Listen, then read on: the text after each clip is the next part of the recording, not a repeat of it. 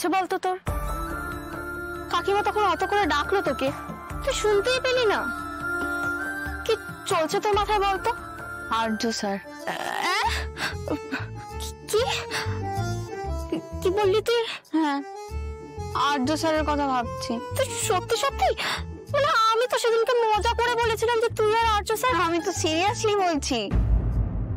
আর্য স্যারের মতো মানুষ হয় না রে। ভুলভাল ভাববি না অপু। আর্য স্যার কোথায়, তুই কোথায়? আর্য স্যার তোর থেকে অনেক বড়, অনেক, সব দিক থেকেই বড়। আমি জানি উনি বড়, উনি অনেক বড় মনের মানুষ। তারপরও উনি আমাকে বিশ্বাস করে। তাতে কি হয়েছে? সেটাই তো, কিছু তো একটা হয়েছে। আমি না হয় সবসময় ওনার কথা ভাবছি কেন? সত্যি রে, ওনার মতো মানুষ হয় না। এমনও মানুষ হয় আজকের দিনে। Case jaundice. দেখ, বাড়াবাড়ি করিস না অপু। আর্য স্যার না অনেক দূরের মানুষ, তুই পারবি না ওনাকে ছুতে। আজকে ছোঁয়া না একই ব্যাপার।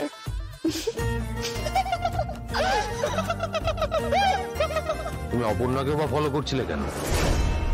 অপর্ণা তো আমার ইয়ে স্যার।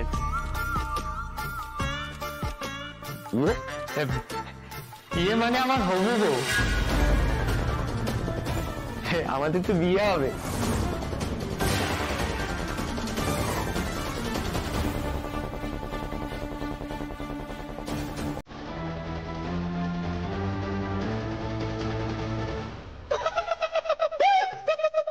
হাসছিস কেন এভাবে তুই?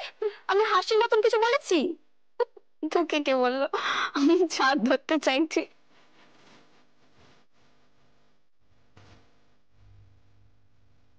এভাবে ভেসে যাস না অপু, বিপদে পড়বি কিন্তু।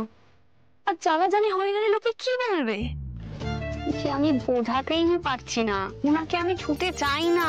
তো ওনাকে নিয়ে এত বেশি ভাবিস না। আরে ভাবনার উপর কি আমার হাত আছে? ওই মানুষটা আমাকে বারবার করে ভাবাচ্ছে রে। বয়সে, শিক্ষায়, যোগ্যতায় উনি এত বড় হয়েও কাউকে সেটা বুঝতে দেন না। একদম মাটির মানুষ, কথায় কাজে কোনো ভনিতা নেই মানুষটার রে। ওনাকে আমি গাইডিং স্টার বানাতে চাই। লাইট হাউসও বলতে পারিস। কি স্টার, লাইট হাউস, আমার এসব মাথার উপর দিয়ে যাচ্ছে। কি বুদ্ধু! আমি ওনাকে আমার লাইফের মেন্টর বানাতে চাই। আমার জীবনটাকে উনি সঠিক পথে নিয়ে যাবেন। এবার বুঝতে পেরেছিস? মাথায় ঢুকেছে? অপু, আরে এই অপু! ওই দেখ, মা ডাকছে। আসছি মা।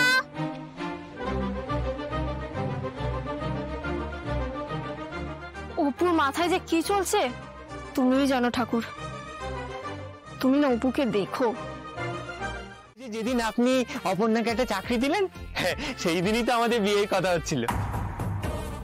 অপর্ণাই আমার বউ, এটা ফাইনাল। কিন্তু কিন্তু এখন ওই ওই কি যেন একটা ওই এফডি নাম ফিনান্স। খারাপ খারাপ। এই বিয়েটা ফাইনাল কখন হলো?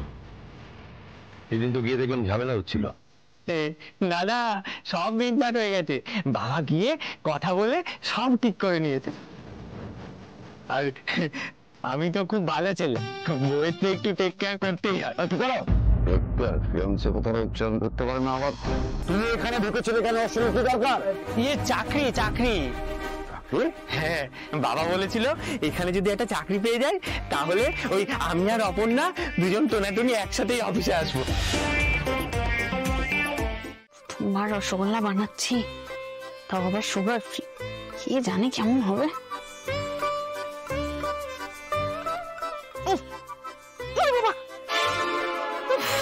কটা দিন ঠিক থাকলো, আবার গঙ্গা যমুনা বইয়ে দিচ্ছে। যে ঠিক করলো মিস্ত্রিটা,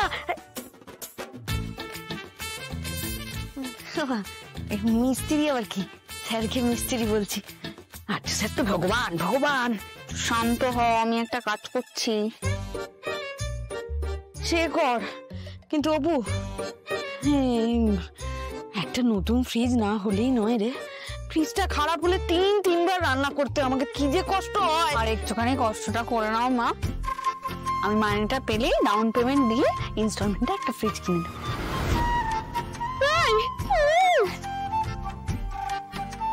ভাগ্য করে তোর মতো মেয়ে পেয়েছি রে মা। কখনো কোনো কিছুতে না করিস না, অথচ দেখ আমি এক আজব বাবা, সবকিছুতেই। আবার এইসব কথা? কথাটা তো সত্যি, তাই না? কেন সবাই তোমাকে কংগ্রাচুলেট করছে?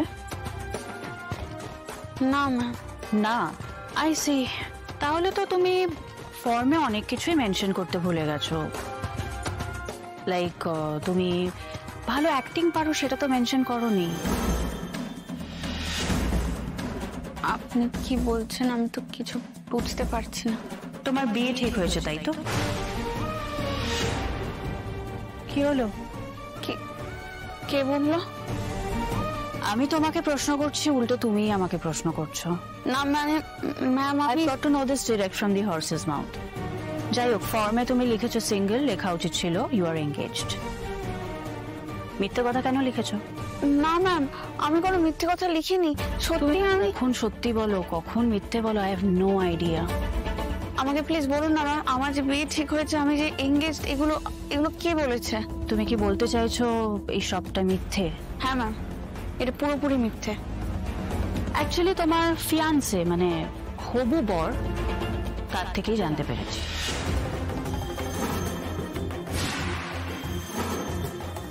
সন্তু? সি, নিজেই মুখে নামটা নিলে, তাহলে এতক্ষণ ধরে ডিনাই কেন করছিলে? না না ম্যাম, ব্যাপারটা এরকম নয়, কিন্তু সন্তু যে কখন এখানে। দেখো, কখন এখানে এসেছিল, কে কে এসেছিল, এসব কথা বাদ দাও। এবার তুমি এই কোম্পানির কাছে এত বড় একটা সত্যি কথা লুকিয়েছো, এটা কিন্তু সিংহরায় গ্রুপ অফ ইন্ডাস্ট্রিজ এর জন্য একদমই ভালো নয়। এটা ভালো করোনি তুমি।